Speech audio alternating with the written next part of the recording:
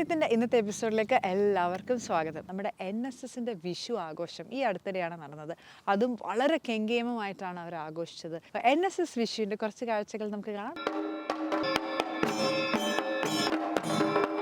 തുടർച്ചയായ വിഷു ആഘോഷം മറ്റാർക്കും അവകാശപ്പെടാൻ കഴിയില്ല. പ്രണതോസ്മി ഗുരുവായൂരേശം പ്രതിദിനമനുചേതസ്മരഹരിപാദം.